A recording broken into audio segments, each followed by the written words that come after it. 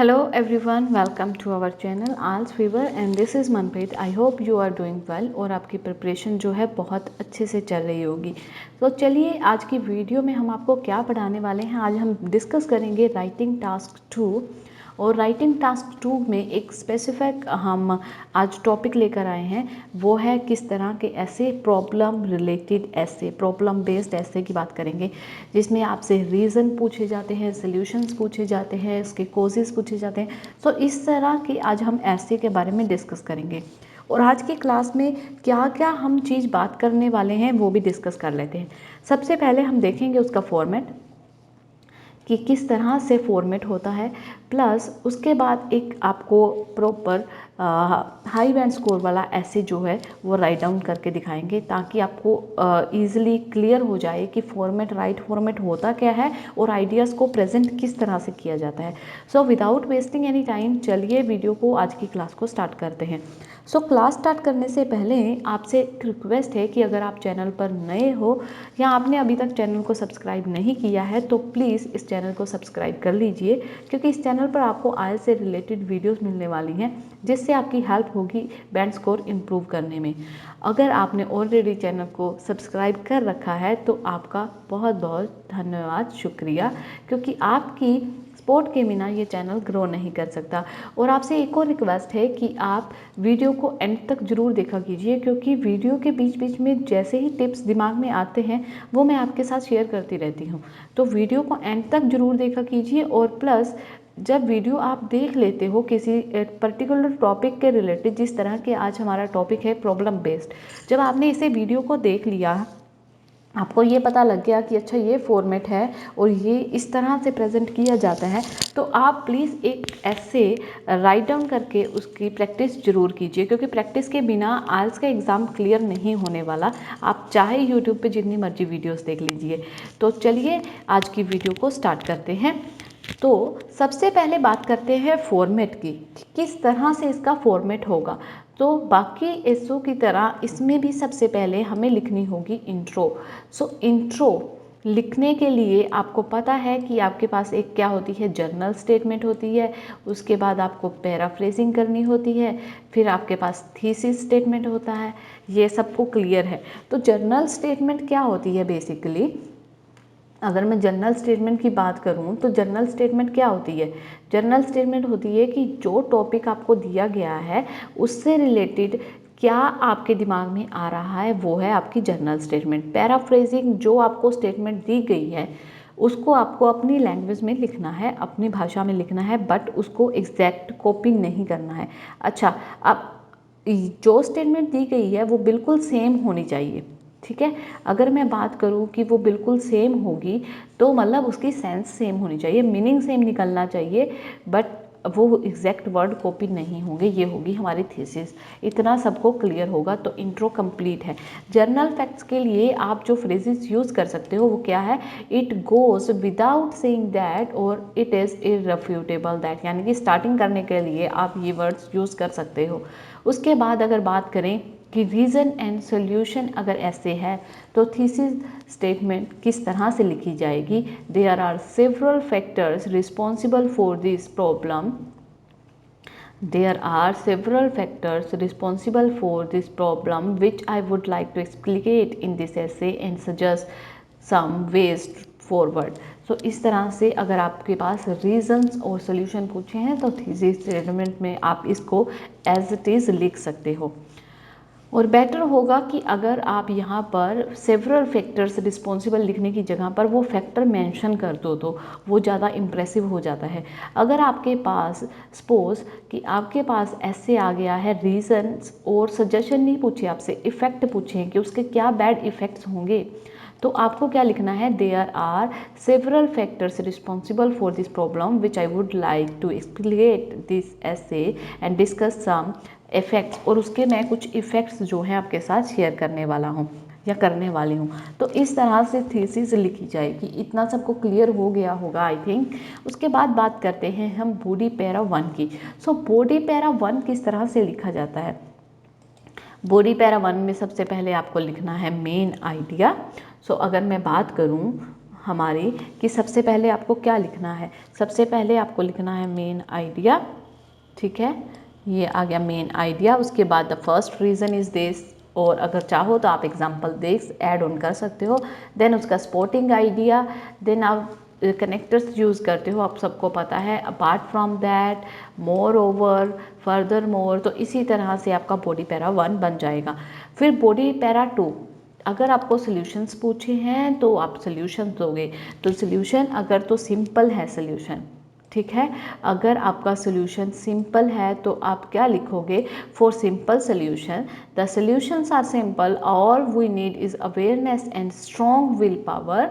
हमें क्या चाहिए, अवेयरनेस चाहिए और स्ट्रॉन्ग विल पावर चाहिए, and people, masses and authorities as well, the first possible solution can be। तो उसके बाद आप शुरू कर सकते हैं कि आपका फर्स्ट पॉसिबल सोल्यूशन क्या होगा। अगर सोल्यूशन फॉर सपोज कि सोल्यूशन इतने इजी नहीं है तो आप किस तरह से प्रेजेंट करोगे लाइन को। The solutions are not simple, therefore steps have to be taken on war footing. The first possible solution can be, मतलब स्टेप जो है हमें, मतलब बिल्कुल इतने आसान नहीं होगा सोल्यूशन, बट फिर भी हमें जो है मैदान में उतरना होगा और इसके सोल्यूशंस ढूंढने होंगे। ये स्टेप हमें फॉलो करने होंगे, ठीक है। उसके बाद आप कनेक्ट कर सकते हो कनेक्टर्स के साथ, more over, further more, last but not the list. अगर इफेक्ट पूछे हैं, ये हमने सोल्यूशन की बात की, रीज़न के बाद सोल्यूशन देने हैं। अगर रीज़न के बाद आपको इफेक्ट देने हैं देन आप क्या यूज़ करोगे, the first major hazard can B.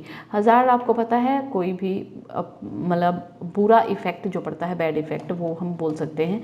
Then moreover, connectors, further, last but not a list. इस तरह से आप कनेक्ट करोगे। कंक्लूजन, अच्छा, इसके बाद लास्ट हमारा पैरा जो बनेगा वो बनेगा कंक्लूजन का, जब आप अपनी एंडिंग करते हो।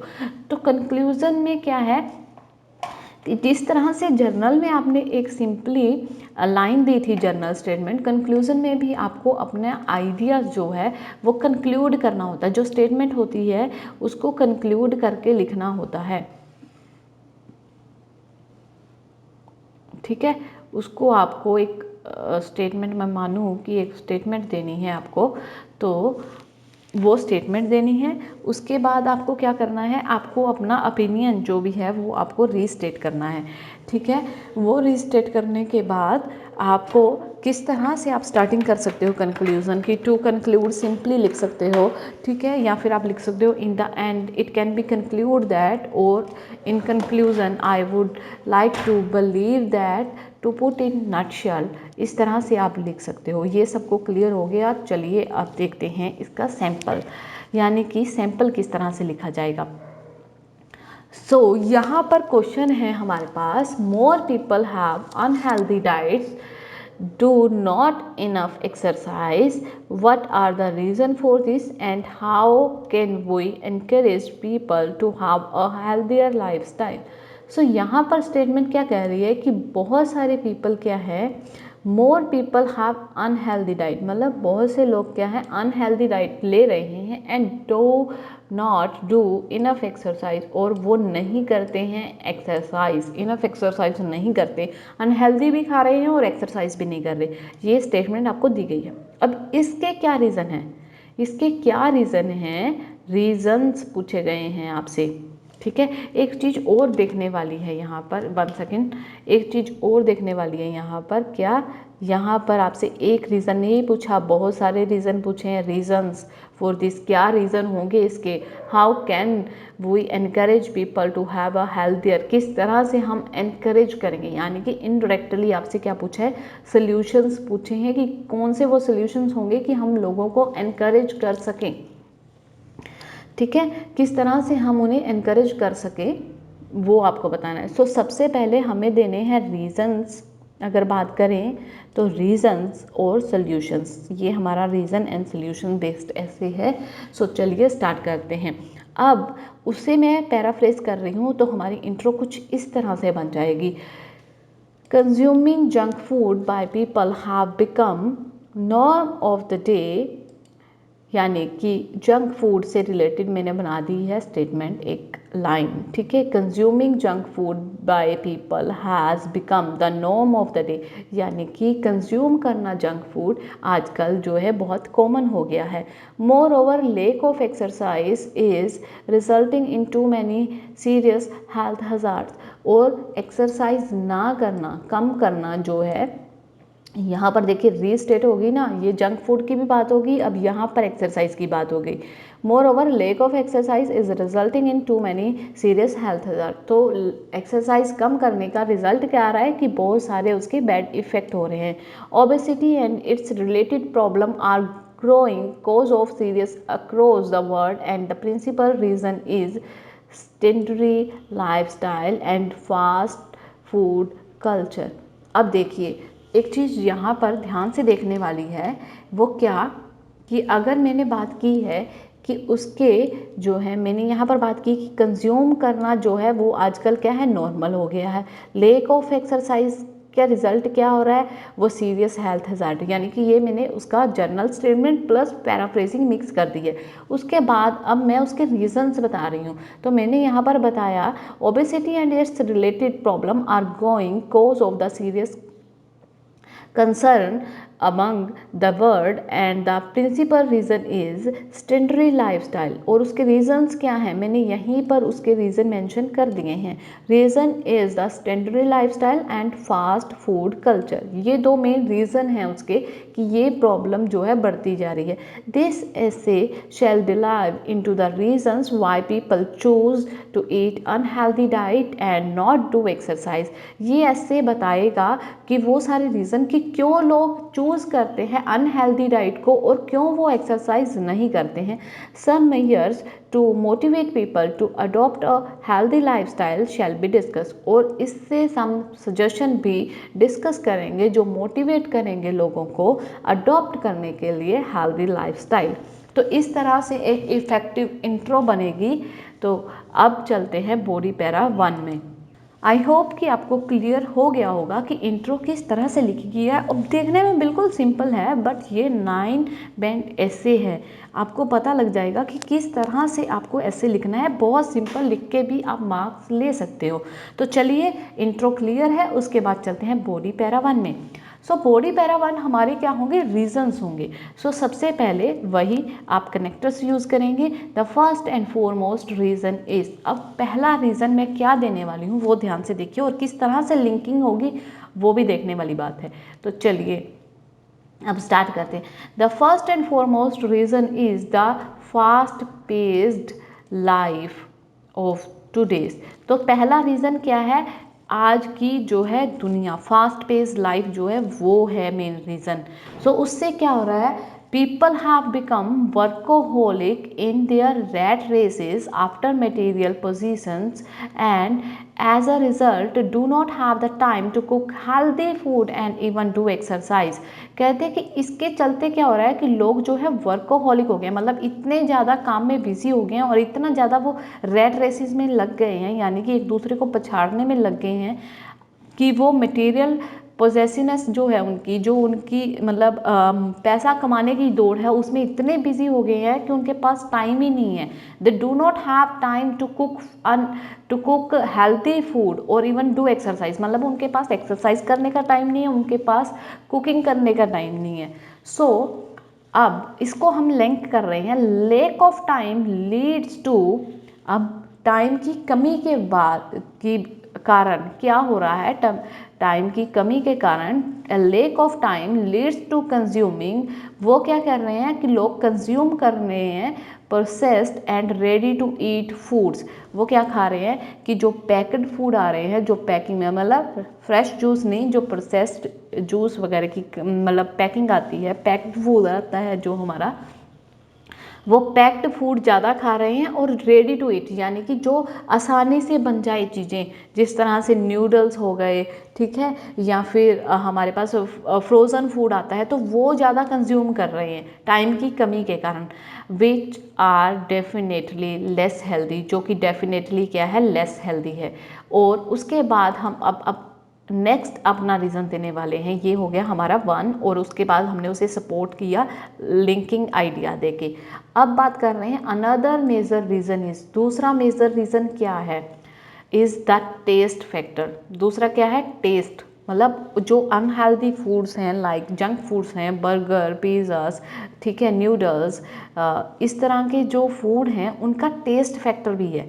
यानी कि गिवन, अब एग्जांपल ऐड ऑन कर रहे हैं, given the choice of carrot versus potato chips and an apple versus a candy bar, अगर लोगों को चॉइस दी जाए कि आप कैरेट खा लो या पोटैटो चिप्स खा लो या एप्पल खा लो या फिर कैंडी बार खा लो, most people would choose the latter, तो वो बाद वाला ही चूज़ करेंगे। यानी कि वो कैरेट ना करके वो पोटैटो चिप्स और एप्पल ना करके वो कैंडी बार ही करेंगे, simply because it's taste better, क्योंकि ये टेस्ट बेटर है, क्योंकि उसका टेस्ट बेटर लगेगा उन्हें।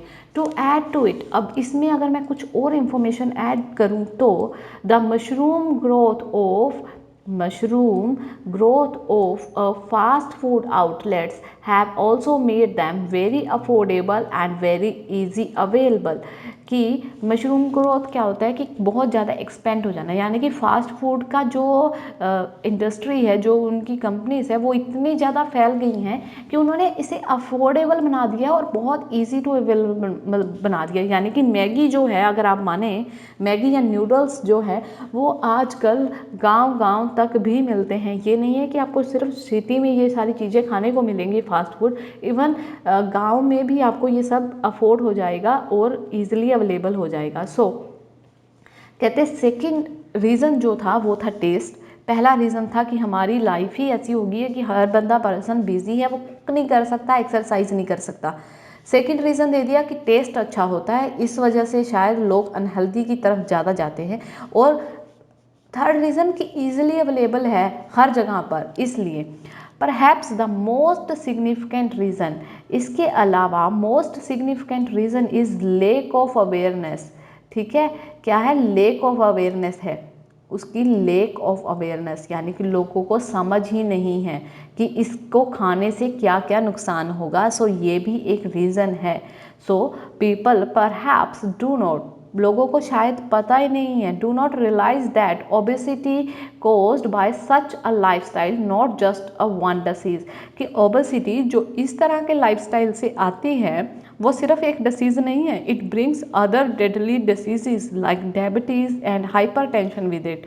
ये और भी बहुत सारी बीमारी लेकर आती है, जिस तरह से डायबिटिक होगी और हाइपरटेंशन होगी। सो इस तरह से आप अपने रीज़न प्रेजेंट करोगे और आई थिंक कि सबको क्लियर हो गया होगा कि किस तरह से 1 बाय 1 लिंकिंग की जाती है। चलिए अब चलते हैं नेक्स्ट पैराग्राफ, जो कि हमारा होगा सोल्यूशन, क्योंकि सोल्यूशन बेस्ड ऐसे था। सो सोल्यूशंस आर फेयरली इजी, अब मैंने यहाँ पर लाइन ऐड की, उसके बाद मैं अपने सोल्यूशन स्टार्ट करने वाली हूँ।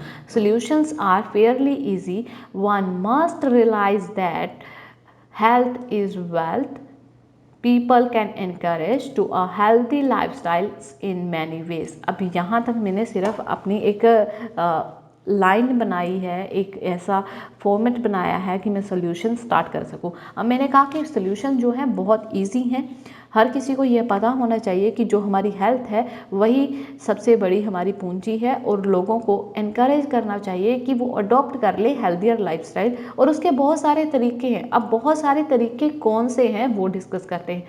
फर्स्ट ऑफ ऑल, पहला रीज़न क्या है, the government can aware people about the ill effect of obesity through media। Government को अवेयर करना चाहिए लोगों को बुरे उसके इफेक्ट बता के कि ओबेसिटी से ये नुकसान होगा, मीडिया के through. More over sports and stadiums and well equipped gym should be made. और सेकंड पॉसिबल सोल्यूशन क्या होगा, अब देखो मैंने कहा कि पहले मैंने बताया रीज़न कि उन्हें अवेयरनेस की कमी है, तो उसका उल्ट कर दिया, ठीक है, कि उन्हें अवेयर कराना चाहिए। अब हमने वहाँ पे कहा कि स्टेंडरी लाइफस्टाइल हम फॉलो कर रहे हैं। स्टेंडरी लाइफस्टाइल क्या होता है कि लोग जो है सिटिंग काम ज़्यादा करते हैं और उनके वो मतलब या तो बैठकर या लेट कर सारा टाइम वेस्ट कर रहे हैं, या वो एक्सरसाइज बिल्कुल नहीं कर रहे। अब एक्सरसाइज ना कर रहे हैं, नहीं कर रहे तो उसका उलट क्या होगा, तो क्या सोल्यूशन होगा उसके, कि उन्हें एक्सरसाइज के लिए मोटिवेट किया जाए। किस तरह से, कि उन्हें स्पोर्ट्स स्टेडियम और वेल इक्विप्ड जिम प्रोवाइड की जाए near there residential area, so that people do not have to go far to assess them, ताकि उन्हें दूर ना जाना पड़े और वो एक्सरसाइज कर सकें। अब एक बात की थी हमने कि उन्हें टेस्ट अच्छा लगता है इसलिए वो खाते हैं अनहेल्दी, उसका उलट क्या होगा कि उन्हें टेस्ट अच्छा बनाने के लिए क्या है कि उन्हें फैमिली के बीच में बैठकर खाना खाना चाहिए। तो चलिए लिखते हैं हम अपना लास्ट वाला solution. Last but not least, the family meal should be encouraged. Family meal को encourage करना चाहिए। People tend to eat better when they are sitting down at a table. वो अच्छा खाएंगे अगर वो एक ही टेबल पर बैठकर खाएंगे। There is more focus on interaction and discussion and not only the food. तब उनका मेन फोकस क्या होगा, डिस्कशन पे होगा, अपने परिवार से बातें करने पे होगा, ना कि अपने खाने पे होगा, और वो सोच समझ कर खाएंगे क्या खा रहे हैं। तो ये था ओवरऑल हमारा BP1 जिसमें हमने रीज़न डिस्कस किया और सोल्यूशन। आई होप कि आपको पता लग गया होगा कि प्रॉब्लम्स जो है उसके बिलो अपोजिट जो है हमारे क्या होंगे, सोल्यूशन। अगर हम कह रहे हैं कि प्रॉब्लम ये है कि लोगों को अवेयरनेस नहीं है, तो अवेयर कराना उसका सोल्यूशन है। अगर हम कह रहे हैं कि लोगों के पास टाइम नहीं है एक्सरसाइज करने का, वो उन्हें दूर दूर जाना पड़ता है, उनकी लाइफस्टाइल ऐसी हो गई है, तो उसका उलट क्या होगा कि उन्हें एक्सरसाइज के लिए मोटिवेट किया जाएगा। तो इसी तरह से आपकी प्रॉब्लम एंड सोल्यूशन टाइप ऐसे मेरे को लगता है कि सबसे ईजी टाइप ऑफ ऐसे होता है। तो चलिए अब कंक्लूजन देख लेते हैं फटाफट से। आफ्टर द ओवरऑल एनालिसिस, पूरा एनालिसिस करने के बाद it can be conclude that, तो यहाँ तक तो क्या है आपका कनेक्टर है, इसकी जगह पर आप सिंपली टू कंक्लूड भी ऐड ऑन कर सकते हैं। Indeed consuming unhealthy food and not doing enough exercise is on a high in the present scenario. अब ये जो हमें स्टेटमेंट दी गई थी वही हमने यहाँ पर दोबारा से लिखी है। हमने कहा कि इसमें कोई शक नहीं है कि कंज्यूमिंग अनहेल्दी फूड खाना और इनफ एक्सरसाइज ना करना हाई हो गया है आजकल के समय में। हाउएवर, अब मैं यहाँ पर सजेशन देने वाली हूँ अपना। However, if people are educated about the detrimental effect क्या होता है, bad effects of such lifestyle. अगर लोग एजुकेटेड होंगे, अब देखिए मैं यहाँ पर सोल्यूशन जो मैंने अवेयरनेस का किया था वहाँ पे मैंने अवेयरनेस की जगह पे यहाँ पर क्या कर दिया, educated. If people are educated about the detrimental effect of such a lifestyle and motivating to make some lifestyle modification, then surely it would make a better difference। अगर वो एजुकेट होंगे इसके इल इफेक्ट से, प्लस अगर उन्हें motivate किया जाएगा अपना लाइफस्टाइल मॉडिफाई करने के लिए। मॉडिफिकेशन किस तरह से, यानी कि एक्सरसाइज करके और अपना फैमिली टाइम जो है वो इंक्रीज करके, फैमिली मील करके, तो वो क्या है, surely it would make our big difference. तो इससे क्या होगा, बहुत ज़्यादा डिफरेंस आ जाएगा। सो आई होप कि आज की वीडियो आपके लिए इंफॉर्मेटिव रही होगी और आपको आज की वीडियो के बाद प्रॉब्लम और सोल्यूशन टाइप ऐसे में कोई प्रॉब्लम नहीं आने वाली है। तो नाम ही इसका प्रॉब्लम एंड सोल्यूशन ऐसे है, बट ये इतनी प्रॉब्लम नहीं क्रिएट करता। सो अगर आपको वीडियो अच्छी लगी है तो hit the like button, channel को सब्सक्राइब कर लीजिए अगर अभी तक नहीं किया है तो, और कमेंट सेक्शन में आप अपने फीडबैक हमारे साथ शेयर जरूर कीजिए। और अगर आपने रिसेंटली कोई एग्ज़ाम दिया है या आप एग्ज़ाम देने वाले हो तो आप हमारे साथ अपने व्यूज़ शेयर कर सकते हो। अगर आप एग्ज़ाम दिया है तो आप किस तरह के राइटिंग टास्क और स्पीकिंग टास्क आपसे पूछे गए वो हमारे साथ डिस्कस कर सकते हो ताकि किसी और की हेल्प हो सके। चलिए मिलते हैं नेक्स्ट वीडियो में।